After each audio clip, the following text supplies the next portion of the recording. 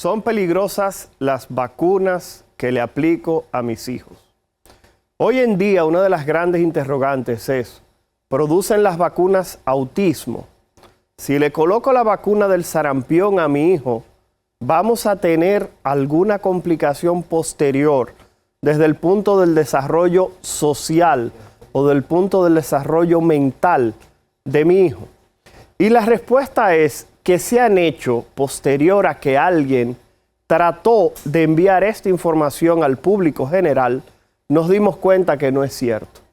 Las vacunas son completamente seguras y a la fecha no existe ningún estudio serio que respalde que las vacunas se pueden asociar a la aparición de autismo. Eso lo podemos observar porque posteriormente a que los grupos antivacunas se desataran sobre la faz de la tierra y se llenaran de odio contra entidades que lo único que han hecho es prevenir enfermedades, generando campañas de difamación, han nacido niños con autismo que no han recibido ninguna de las vacunas. Así que por tal razón, ¿cómo pueden explicar ellos de que el autismo también aparece en los niños que no están vacunados? Pero número 2, otro de los mitos que se ha generado es, si le coloco la vacuna contra el virus del papiloma humano a mi hija, eso va a producir infertilidad.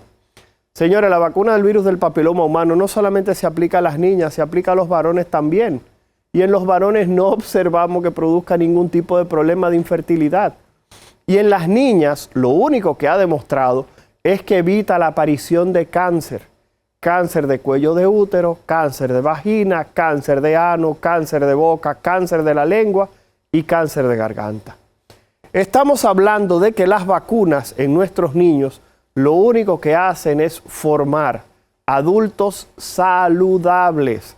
Así que cuando alguien en un futuro te venga a hablar de metales pesados, de aparición de autismo, o te venga a hablar de alguna condición vinculada a las vacunas, pídele que por favor no te hable de la opinión de un pseudo experto, que te busque documentación real de estudios que demuestre que las vacunas hacen más daño que el beneficio que ha brindado a la humanidad. Siempre lo digo, las vacunas han logrado erradicar enfermedades. Punto para las vacunas. El miedo, el temor y la desinformación, ¿qué nos ha brindado? Absolutamente nada. Así que ya saben, aquí damos inicio en el arte de curar a un programa bastante especial porque tendremos una invitada a quien le tenemos bastante cariño y afecto. Una profesional bastante joven, pero que ha logrado posicionarse en este momento como una de las líderes en el área de la gastroenterología. Estaremos hablando con la doctora Danisa Contreras, con quien hablaremos de un tema que solamente se toca cuando usted se hace una sonografía y le dicen que usted tiene grasa en el hígado. Hay personas que le dicen que tiene grado 1, grado 2, grado 3. Hoy hablaremos justamente de hígado graso en el arte de curar. No se vaya, regresamos un momento y esa es la propuesta que tenemos en el día de hoy para cada uno de ustedes.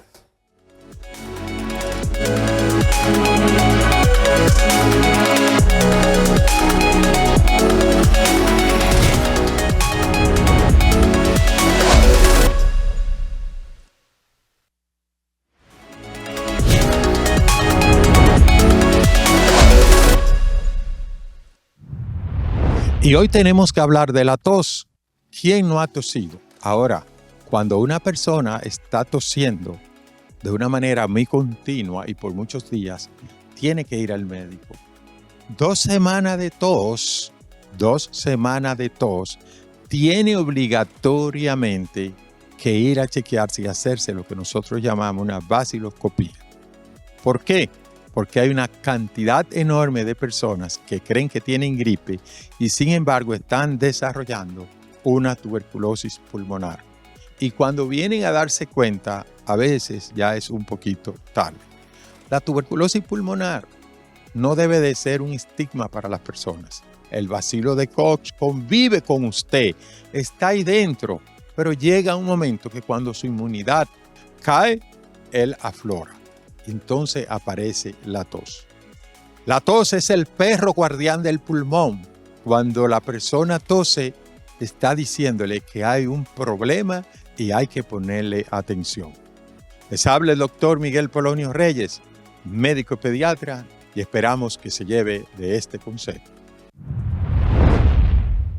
Señores, hoy tenemos un programa de una entidad que a cada rato la gente se hace una sonografía y le dicen hígado graso. Y le ponen un 1, un 2, un 3 al lado. Y la gente entonces está diciendo, todo salió bien, pero tengo hígado graso. Y anda la gente más asustada que el carajo porque nadie sabe qué es lo que significa eso. Hoy trajimos una amiga de la casa, quien nos acompaña desde que el arte de curar inició.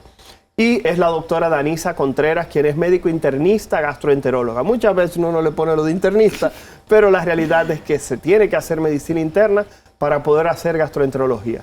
La doctora Contreras, por joven que se vea, no se dejen engañar, que eso es, ustedes saben, truco de cámara. Pero nada, la doctora Contreras es bastante preparada y se ha convertido en un influencer. Es de esos médicos, caramba, que tiene muchísimos seguidores en redes sociales y la gente la sigue bastante. Y espero que hoy puedan apreciar por qué justamente ella ha logrado posicionarse tan rápido en el área tan competitiva como es la gastroenterología. Doctora Contreras, gracias por aceptar la invitación y estar aquí con nosotros en el arte de curar. Muchas gracias, doctor, por la invitación una vez más. Y nada, agradecida por la presentación, que pensaba que iban a traer a otra persona, pero gracias por lo que me toca. Y definitivamente sí, en la actualidad vemos muchos pacientes que van por la consulta porque son diagnosticados por un estudio sonográfico, por tener grasa en el hígado, como se dice popularmente, y unos van o asustados y otros dicen, no, pues yo tengo mucho, con un poquito de grasita en el hígado y no pasa nada. Doctora Contreras, sabemos que no se llama hígado graso. Del punto de vista médico, ¿cuál es el nombre correcto que recibe justamente esa grasita que usted menciona en el hígado? Y sé que esa grasa está metida dentro del hígado, está afuera. ¿Dónde que está esa grasa? Que el sonografista lo pone en el reporte y que, repito, como usted bien mencionaba, alguna gente no le dan importancia y otros salen huyendo para donde el médico porque ahora no tienen hígado, sino que tienen grasa. Por favor. Así es. Bueno, el hallazgo sonográfico como tal, porque casi todos son hallazgos incidentales o la mayoría. Ese hallazgo sonográfico que aparece como grasa en el hígado, hay que dividirlo porque hay diferentes causas de que aparezca esa grasa en el tejido hepático. Y eso puede ser, hay que dividirlo primero con un buen historial clínico porque el paciente puede venir porque ya tiene un consumo excesivo de alcohol, que es una causa importante. Igual pacientes que pueden tener una condición hepática previa, ya sea un virus hepático, virus de hepatitis C, por ejemplo, y esos pacientes que ya no tienen esas causas y que ya se asocian con otras condiciones metabólicas, es lo que en la actualidad se llama la enfermedad esteatóxica del hígado asociada a disfunción metabólica. Enfermedad esteatóxica del hígado asociada a disfunción metabólica. Exacto. Es más fácil decirle hígado graso, pero ya saben que tiene un término médico bastante complicado. Sí, se ha propuesto ese término es para precisamente separar esta entidad de lo que es ya la enfermedad por consumo de alcohol o por otras causas importantes, y además que tenía un estigma un poquito que no le gusta mucho a la gente que le digan tú tienes grasa en el hígado. O sea, es más un término médico que ayuda a englobar a estos pacientes y a darles las características que merecen. Entonces, esta enfermedad esteatóxica del hígado es una enfermedad donde se ve que hay un acúmulo de grasa hepática en más de un 5% de las células, y además de esto, está asociada con una de las condiciones del síndrome metabólico, ya sea dislipidemia, hipertensión, diabetes o prediabetes, ya sea que tenga también alguna otra condición como obesidad o sobrepeso. Algo bastante interesante que acaba de mencionar, doctora Contreras, ya te iba a decir Danisa. La pregunta que tengo aquí es la siguiente. Se ha puesto muy de moda el diagnóstico de prediabetes. Todo el que va a la consulta me dijeron que tengo prediabetes y ahora tú acabas de entrar otro componente más en ese proceso. Prediabetes y que digan que tiene grasa en el hígado. ¿Es más peligroso tener prediabetes y grasa en el hígado a solamente tener prediabetes? O por ejemplo, me dijeron que tengo prediabetes, pero nadie me mandaba a hacer una sonografía para ver si tengo grasa en el hígado. Ahora debería incluir, siendo prediabético, decir a mi médico, doctor, indícame una sonografía para ver si tengo grasa en el hígado. Definitivamente. La prediabetes, esa resistencia que se va dando en las células hacia la insulina, es un precursor importante de que haya inflamación hepática por un exceso de radicales libres, de acúmulo de triglicéridos, de ácidos grasos libres en sentido general. Y eso entonces va provocando que a lo largo del tiempo, desde ese diagnóstico de prediabetes hasta que aparezca quizás ya una enfermedad hepática avanzada, ya sea con fibrosis, entonces desde ese momento ya hay que empezar a contar. Porque usualmente realmente es una enfermedad que, como mucha gente ve, quizás tiene 2, 3 años con hígado graso y no pasa nada, pero es una enfermedad que de inicio no es tan aparatosa, vamos a decir, al inicio, sino que tiene una progresión, pero que es efectiva en el tiempo, o sea, que va a progresar, que debemos tenerla en cuenta por eso, porque aunque tú tengas 2, 3 años con hígado graso, no quiere decir que a lo largo del tiempo no va a pasar nada, sino que definitivamente con el tiempo las condiciones van a ser cada vez peores. Doctora Contreras, usted acaba de mencionar varias cosas aquí en la conversación y es interesante que la pongamos cada una en su punto. Usted me dijo que hay personas que tienen hígado graso y que cada vez que se hace una sonografía le dicen que sale con hígado graso. Ah, sí, doctora, a mí me han dicho que yo tengo hígado graso, eso me salió cada vez que me hago una sonografía. Así es. Pero usted me dice ahora que es una condición que puede progresar en el tiempo.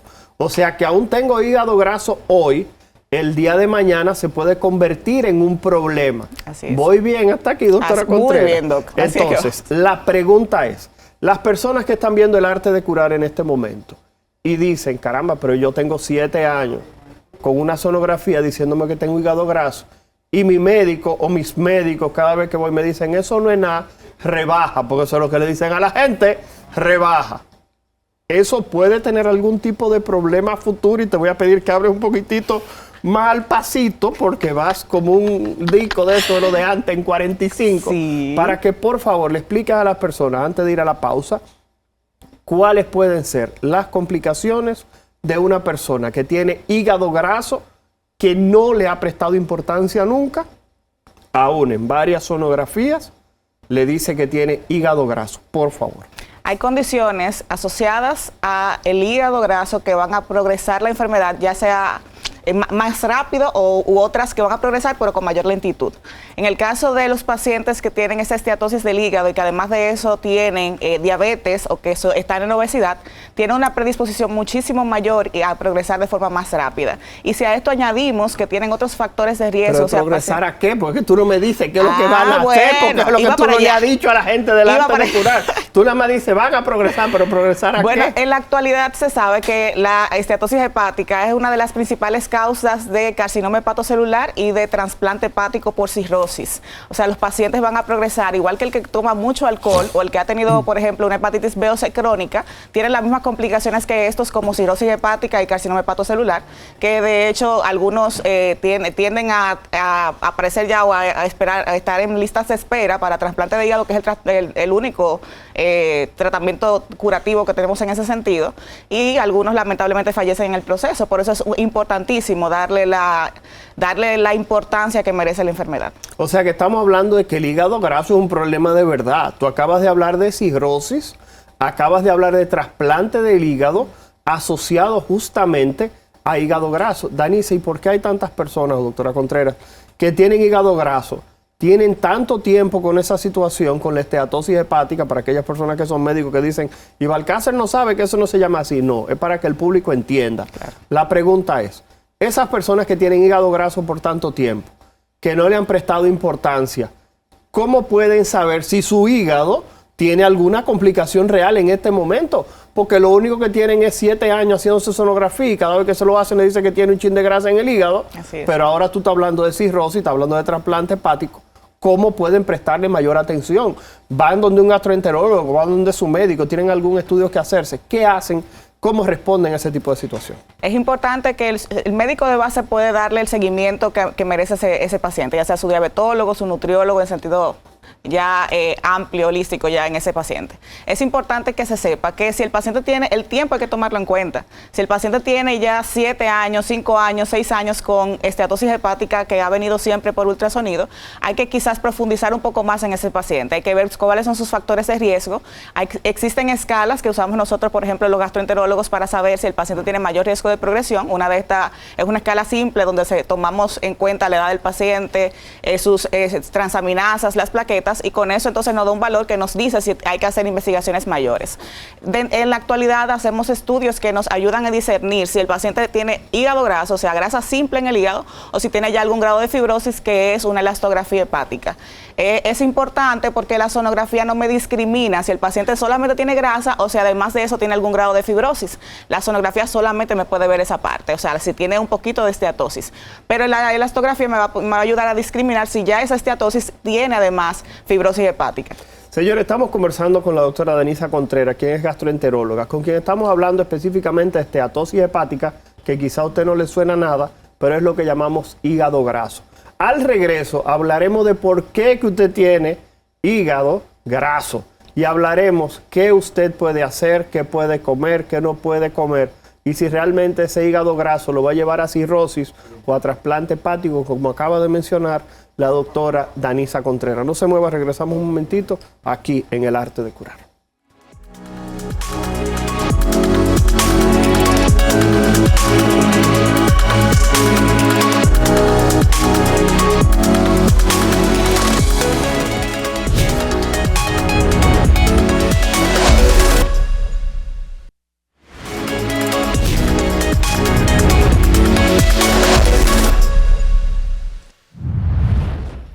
Gracias por continuar con nosotros aquí en El Arte de Curar. Hoy un tema que casi nadie habla.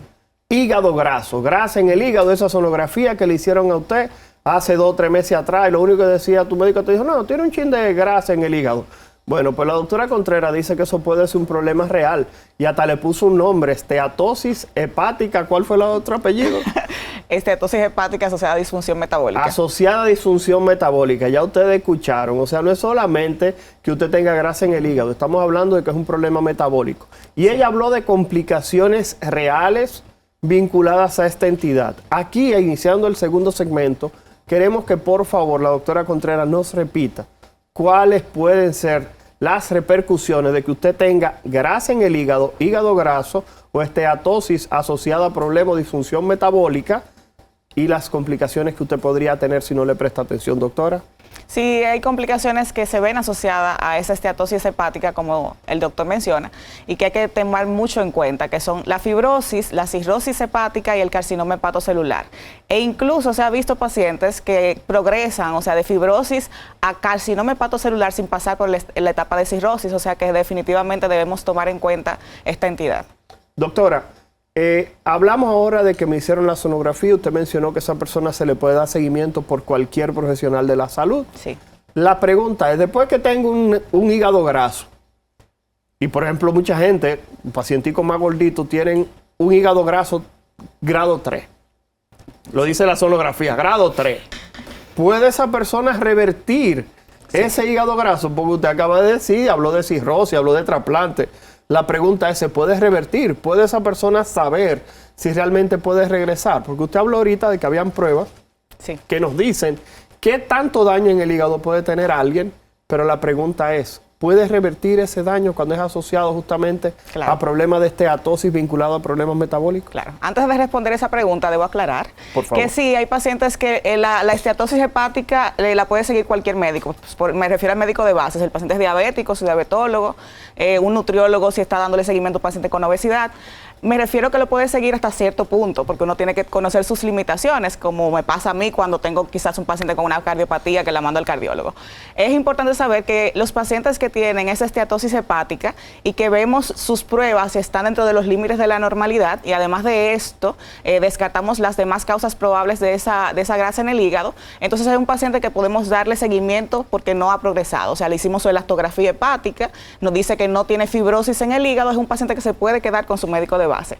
Ahora, si ese paciente tiene alteraciones analíticas, transaminasas elevadas, tiempos de coagulación quizás un poco prolongados, o tiene además hallazgos quizás a nivel de sintomatología, o si tiene fibrosis, definitivamente tiene que ya referirse a un médico especialista porque necesita de un abordaje distinto. Y es un paciente que si lo dejamos en la consulta quizás de atención primaria, nos puede progresar en la cara hacia una cirrosis hepática, que es muy malo. Yo como médico de base, quizás diabetólogo o endocrinólogo, que tenga siguiendo un paciente 10, 15 años y en mi cara ese paciente me llega una cirrosis. Entonces, por eso es importante hacer un equipo donde podamos tener ese paciente y podamos darle el mejor seguimiento. Doctora Contreras, se habla mucho de la obesidad, pero existen otros factores para hacer hígado graso. Sí.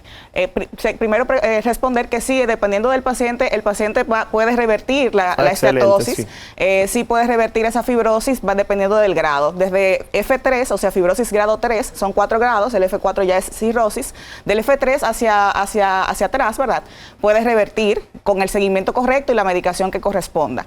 En el caso de los factores de riesgo para desarrollar fibrosis quizás más rápido o que desarrollar ese hígado graso están lo que ya hemos mencionado, son características del síndrome metabólico. Son pacientes que tienen diabetes o prediabetes, que tienen resistencia insulínica, que tienen trastornos como dislipidemia, o sea, aumento de colesterol, de triglicéridos y demás, pacientes hipertensos, pacientes en obesidad o sobrepeso. Todos esos son factores que muchos de esos incluso coexisten y definitivamente pueden ayudar a que la enfermedad progrese. No hablaste de la ingesta de alcohol. No, porque es una enfermedad aparte. Es una enfermedad aparte. Es totalmente distinta. Ya cuando hay ingesta de alcohol ya no es enfermedad esteatóxica asociada a disfunción metabólica, sino que ya es enfermedad asociada al consumo de alcohol, que es una enfermedad seria y severa que hay que darle su mérito aparte. Está bien, pues vamos a tocar un poquitito ahorita al final esa situación, pero vamos a hablar de lo siguiente. ¿Bajar de peso es suficiente, doctora Contreras, para poder controlar el hígado graso? Es algo muy bueno, pero no solamente se trata de bajar de peso, porque hay muchas personas que entienden bajar de peso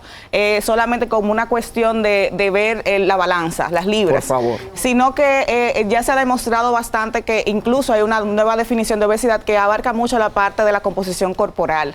Es importante saber que no es solamente tener 2 o 3 libras menos, es tener ese tejido adiposo que es proinflamatorio, que esté reducida esa grasa corporal realmente, para que podamos tener éxito en cuanto a la enfermedad. Sí es importante, obviamente, si estamos en obesidad o sobrepeso, tener ese cambio en esa composición corporal que nos ayude a mejorar esa enfermedad. Doctora, ¿existe algún medicamento para eso? Usted sabe que el dominicano de una vez pregunta, ¿hay medicina? Pues yo no voy a bajar de peso, yo tengo la vida entera tratando de bajar de peso. ¿Existe alguna pastillita que yo pueda tomar para que el hígado pierda un chin de grasa? Y no es mentira, o sea, la obesidad es una enfermedad poligénica, es difícil. A veces uno ve la enfermedad como que solamente que el paciente no quiere dejar de comer, y no es tan sencillo como eso. Hay muchos factores que inciden en que el paciente tenga un peso mayor y hay que trabajarlo en ese paciente de forma particular. Sí es importante que haga su ejercicio, que tenga su alimentación saludable, que tenga esa composición corporal distinta, más masa muscular, pero sí hay fármacos en la actualidad que se han aprobado para mejorar esa esteatosis hepática, sobre todo cuando estamos en la etapa de inflamación hepática, que es lo que llamamos esteatohepatitis, o si hay fibrosis del hígado. Ahí sí existe farmacología que nos va a ayudar a que esos pacientes puedan tener un resultado mejor y quizás a menor plazo. El dominicano le fascina la medicina, como dice el doctor Polonio, citándolo, vernácula, esa medicina tradicional. Sí. ¿Existe algún tratamiento homeopático tradicional que pueda ayudar un poquitito con el hígado graso? No, científicamente probado no existe. Hay muchas personas que siempre andan haciendo remedios caseros y ese tipo de cosas. Siempre es importante saber que el hígado es un órgano que se encarga del metabolismo de todo lo que llega, de todo lo que nosotros ingerimos o la mayoría de las cosas. Entonces es importante consultar con su médico si usted va a consumir cualquier cosa, cualquier té de hoja de esto, de lo aquello, hablar con su médico, porque aunque sea natural no quiere decir que no sea tóxico para el hígado. Y hay que tener claro que si usted va a hacer algún tipo de remedio, hablar con su médico para ver si de verdad es favorable o le va a perjudicar. Ahora mismo hay muchas cosas que andan vendiendo por ahí que lamentablemente se ha demostrado tienen mucha toxicidad a nivel hepático y lo que hace es empeorar los cuadros. Doctor, eso que usted acaba de decir es interesante y yo lo voy a meter un poquitito en problema aquí. Realmente las personas dicen, no, que es un producto natural, eso es una hierba natural, eso de la naturaleza, eso no hace daño. ¿Podría, por favor, abundar un poquitito sobre los peligros de estar hirviendo hojas, raíces y comiendo cosas raras, por favor? Sí, y no solamente los té de hoja que están haciendo en la actualidad, porque se dan casos que son peores. Ahora mismo están fabricando cápsulas sin ningún tipo de seguridad. O sea, esas cápsulas que fabrican no tienen ni dosificaciones, ni tienen qué es lo que tienen dentro. O sea, dicen, esto es una hoja natural de tal cosa, pero tú no sabes qué concentración tiene esa cápsula para tú saber si realmente va a tener un efecto deseado en un paciente. Y no se ha investigado en un grupo de pacientes importantes donde tú digas, sí, mira, todo el que se le dio el 80% mejoró. El otro 20% se murió. O sea, yo no sé qué pasó con eso. Entonces es importante saber que realmente hay que regularizar las cosas. Uno no puede estar consumiendo la farmacología, aunque mucha gente empieza que eso es un mercado, que es una... hay gente que me escriben que eso es la industria farmacéutica, que me está pagando. Yo siempre le digo a la gente que no deje de usar esa frase en mis publicaciones, porque quizá la industria farmacéutica en algún momento se motiva. Industria farmacéutica, escucha. Pero sí dicen mucho, empiezan a decir que es la industria farmacéutica que está promoviendo tal y tal cosa, pero ellos son, sí es verdad que la industria farmacéutica patrocina en la mayoría de los casos los grandes estudios, y en esos estudios no solamente me dice los efectos favorables a un paciente, también me dice los efectos adversos que hemos encontrado a lo largo del tiempo con el uso de esos fármacos. Entonces eso me le da seguridad.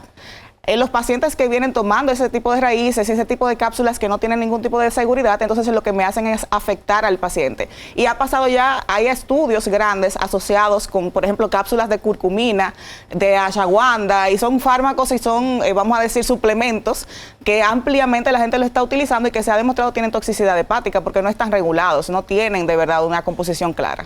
Señores, hay que decir ahí, para dar un poquitito de soporte, que es cierto que muchas medicinas que utilizamos hoy en día provienen de plantas, provienen de raíces, provienen de la naturaleza, pero son cantidades específicas.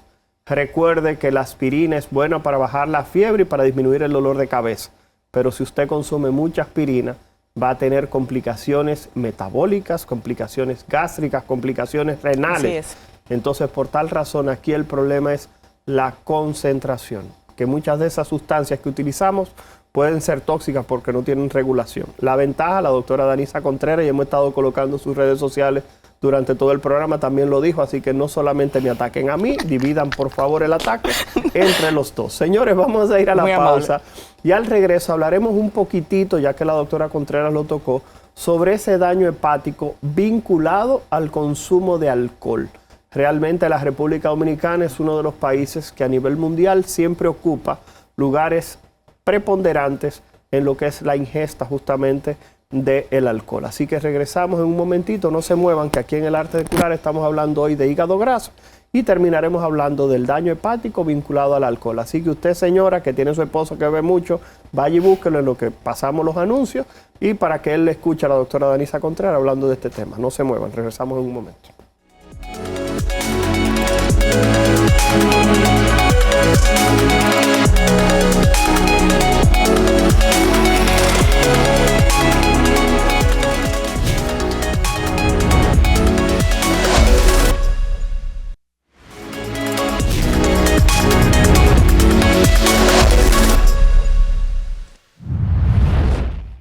Gracias por continuar con nosotros aquí en el Arte de Curar. Hoy estamos hablando de hígado graso, la doctora Danisa Contreras. Doctora Contreras, para poder salir de lo que es el hígado graso, ¿alguna recomendación que usted tenga a las personas que le han hecho sonografía y que le dijeron que eso no era nada, que tiene un poquito de grasa en el hígado y que, repito, ya no se llama así, se llama esteatosis hepática asociada a problemas metabólicos, pero la realidad es, muchísima gente con sonografía con hígado graso no le prestan atención, lo minimizan. ¿Alguna recomendación desde el punto de vista de la internista gastroenteróloga que es a usted? Por favor, doctora. Definitivamente. Si tiene esa condición, o sea, si salió en ese hallazgo sonográfico, aún sea un hallazgo casual y no tengamos ningún tipo de síntomas, es importante hacerse evaluar de forma correcta. Hay que hacer todas las pruebas de función hepática para uno poder hacer los cálculos que nos digan si hay algún riesgo de progresión a fibrosis a corto plazo y así entonces poder determinar cuál va a ser ese seguimiento que va a tener ese paciente. Y sin duda, desde que sale ese hallazgo sonográfico, ya hay que empezar a hacer los cambios correctos en nuestro estilo de vida. Dejar de tomar alcohol, empezar a tener una alimentación más favorable y definitivamente empezar con cierta actividad física que nos ayuda a tener una mejor condición metabólica. Doctora, vamos a caer ahora en lo que mencionamos específicamente del daño hepático asociado al alcohol. Y antes de pasar a ese tema, la doctora habló que hay muchísimos suplementos naturales por ahí que se están tomando que también pueden producir daño en el hígado. Sé que usted es una persona que tiene mucho tiempo tomándote una tisanita, y usted dice eso no es nada porque mi abuela cuando era pequeña lo usaba también. Eso es un daño acumulativo a nivel de su hígado que en algún momento explota y nadie sabe qué fue lo que pasó. Así es. Doctora Contreras, hablemos ahora del daño hepático asociado al alcohol. Se ha hablado mucho, pero las personas no le prestan importancia porque uno se da un humo, se despierta al otro día con una resaca, pero ya a esta edad, 2 o 3 días después, es que uno comienza a levantarse. Pero durante la adolescencia o durante específicamente esa adultez temprana, uno como que no siente tanto esos daños del alcohol. Es así. La pregunta es, hablemos de ese vínculo alcohol e hígado, por favor. Sí, la enfermedad crónica del hígado asociada por el consumo de alcohol es una enfermedad prevalente y más en nuestro medio. Nosotros tenemos una prevalencia, valga la redundancia, elevada de pacientes que tienen enfermedad hepática crónica por consumo elevado de alcohol. Esos pacientes, ya en la actualidad se ven cosas que quizás antes no se veían. Ya nosotros vemos pacientes jóvenes que tienen cirrosis hepática porque empiezan a tomar alcohol ya desde muy pequeños, de adolescentes. Lamentablemente, en la actualidad ya vemos jóvenes de 14, 15 años que consumen mucho alcohol. Yo tuve un paciente, o esa es una anécdota, de 31 años que se le hizo un trasplante hepático porque era un consumidor de grandes cantidades de alcohol con 31 años y ya tenía una cirrosis descompensada que la única forma de ayudarlo fue con un trasplante y no siempre aparece un trasplante. O sea que la prevención debe de ser mejor. Entonces, en la actualidad de nuestro país, nosotros tenemos siempre ha habido, yo creo, pero yo creo que ahora actualmente hay más jóvenes que están consumiendo grandes cantidades de alcohol y como también es una enfermedad que suele cursar en el tiempo para que haya progresión, pues muchos no le dan importancia en el momento. De hecho, sucede bastante que hay pacientes que dicen, doctora, pero yo tengo 2 años que dejé de tomar y cómo es que yo tengo problemas del hígado ahora. Y es por lo mismo, o sea, son problemas que a pesar de no verse en el mismo instante de que el paciente está consumiendo, definitivamente esa cicatriz que está en el hígado va a aparecer y va a llegar el momento donde ese hígado va a dejar de funcionar de forma correcta y va a llegar ya a la cirrosis, que lamentablemente es irreversible. Entonces, la única manera de uno poder prevenir esa enfermedad es no tomando alcohol, sobre todo no teniendo esa ingesta elevada en pacientes que tienen riesgo importante. Doctora, hay personas que viendo este programa van a decir, pero mi papá bebió romo la vida entera y nunca le pasó nada. Y usted acaba de decir que había un paciente de 31 años que tuvo una cirrosis hepática, necesitó un trasplante hepático. Así es. Entonces, la pregunta es, ¿existe cierta predisposición entonces? ¿Hay alguna gente que son más sensibles que otros? Totalmente, por eso es que siempre están las estadísticas, por eso, por ejemplo, dicen de cada 10 pacientes que tomen alcohol van a desarrollar 2 cirrosis, porque no todos los pacientes van a desarrollar la enfermedad. Existen condiciones que se preestablecen de forma genética que pueden hacer que la progresión de la enfermedad sea más rápida y también otras condiciones que se pueden asociar, como ya hemos hablado, condiciones metabólicas, virus hepáticos y demás. Pero en definitiva, nadie quiere ser el 2 de ese 10 que va a llegar a una cirrosis o que va a llegar a necesitar un trasplante hepático y las complicaciones asociadas que va a tener en ese intervalo. O sea, un paciente que va a tener una citis, que va a tener sangrado por varices esofágicas, o sea, son complicaciones que definitivamente van a afectar la calidad de vida de cualquier persona, joven o en cualquier edad. O sea, es importante prevenir, porque es que definitivamente vivir de esa manera no es vivir. O sea, independientemente de que sí, los pacientes tienen el soporte, yo entiendo que si lo podemos prevenir es la mejor manera. Doctora Contreras, hay algo que se ha puesto muy de moda y repito, las redes sociales lamentablemente, y bueno, de manera positiva y también de manera negativa, han generado las siguientes situaciones. Ahí está el máster colocando, si podemos ver ahí detrás en el fondo, esos puntitos de la cirrosis y están hablando del asunto. Es especificar qué es la cirrosis, por favor. Lo van a colocar de nuevo. Eso no, porque eso ahí es el intestino y ahí hablan de un hígado. Ese sí. Ese sí. Ese sí. Hablan un poquitito qué es la cirrosis, porque se menciona mucho, pero la gente no entiende. Aquí tenemos un hígado sano de este lado y tenemos un hígado que con los puntitos nodular, que es de cirrosis. ¿Pudiera, por favor, explicar, Dani? Así como se ve en la imagen, si se fijan aquí, vemos un hígado que tiene una superficie lisa, donde además de eso se valora la función hepática, con una función hepática, ¿verdad?, normal por cómo se ve. Ya cuando hablamos de cirrosis hepática, es un hígado que tiene cicatrices, que es un hígado nodular con fibrosis del hígado. Ese hígado empieza a tener rigidez en su tejido y eso provoca entonces que empieza a disfuncionar. Ya ese flujo hepático que es tan importante no empieza a circular de manera correcta, y así empieza a afectarse, a crear hipertensión, o sea, a aumentar el flujo para poder llegar entonces a querer realizar la función hepática como normalmente se realiza. Y entonces ahí vienen las complicaciones asociadas, el aumento de esa presión en la portal, que ya van a ser las varices esofágicas, el aumento del perímetro abdominal con ascitis y demás. O sea Doctora Contreras, algo que me quedé, porque gracias al máster por las imágenes que colocó, vamos a hablar lo siguiente. Las redes sociales nos dicen que no todos los alcoholes son iguales. Espérate, Danisa, antes de decir, yo sé que te acabas de mover, la gente en redes sociales ahora ha dicho que no todos los alcoholes son iguales. Hay gente que dice que si usted está a dieta tiene que beber vodka. Si usted quiere cuidar el corazón tiene que tomar vino tinto. ¿Me doy a entender? Lo entiendo. Que la cerveza hidrata mejor que el agua. Son algunos de los mitos que tenemos. ¿Me doy a entender? Claro. Hay gente que dice que hasta lo que hace daño en el hígado no es el alcohol sino el hielo. ¿Me doy a entender? A manera jocosa. La realidad es, todos los alcoholes tienen el mismo riesgo de producir daño a nivel hepático, porque, repito, redes sociales está lleno de todo lo que acabo de mencionar. Por favor, doctora Contreras, expláyese ahí, porque sé que, repito, si hacen algunos cortes y lo suben a redes sociales, a ti te van a dar muy duro. No creo. Por favor, si la gente me quiere, si yo lo que trato de ayudar. Definitivamente, claro que no. Me pareció cómico porque me acuerdo también de un paciente que tuve ayer en la consulta que tiene una fibrosis grado 2 y le digo no puede tomar. Me dice, pero ¿puedo tomar cerveza? Y digo yo, o sea, la cerveza no es alcohol. Para él no, la cerveza o vino. Puedo tomar vino y vino. Exacto. O sea, eso vino, no tiene que ver. Vino, es como... Alcohol es ron. Si no es ron, eso no es alcohol. Claro. Entonces, no. La progresión de la enfermedad hepática depende del grado de alcohol. Eso no tiene que ver si el grado de alcohol vino en una botella grande, una botella pequeña o en un destilado. Definitivamente el grado de alcohol es lo que va a provocar que haya progresión en la enfermedad hepática y que tenga entonces esas alteraciones asociadas. Entonces, la cerveza tiene grado de alcohol, el vino tiene grado de alcohol y cualquier otro destilado también lo tiene. O sea que el alcohol está en todito y el dejar de tomar es dejar de tomar.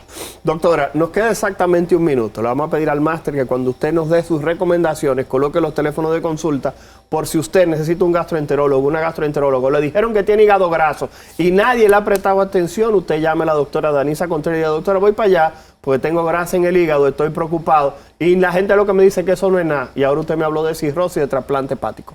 Doctora Contreras, recomendaciones para aquellas personas que le han encontrado hígado graso en una sonografía, por favor. Si tienes esteatosis hepática, definitivamente es importante que empieces a cuidarte. Ir al médico para una evaluación donde te hagan las analíticas del lugar, pero desde que tú tengas ese diagnóstico, es importante que empieces a hacer cambios en ese estilo de vida, que es lo que te ha llevado ahí. Mejorar esa alimentación, empezar a tener actividad física, dejar el consumo de alcohol y hacerte evaluar porque quizás hayan otras cosas que haya que mejorar. Señores, esa fue la propuesta del día de hoy aquí en El Arte de Curar. Como le decimos siempre, entre a YouTube, al Arte de Curar, para que vea este programa si lo sintonizó tarde. Para Héctor Balcácer, un placer. Disculpando a Neri Esteve, que ustedes saben que está abueleando, ella de vez en cuando se desaparece justamente porque se va a cuidar a los nietos. Señores, para nosotros un placer su compañía y quédense con la programación de Radio Televisión Dominicana. Se me estaba olvidando darle las gracias a la doctora Danisa Contreras. Quédense en la programación regular de Radio Televisión Dominicana, tu televisión pública, ya que ahora siguen los ganadores del Soberano Top y Toc. No se muevan, regresamos.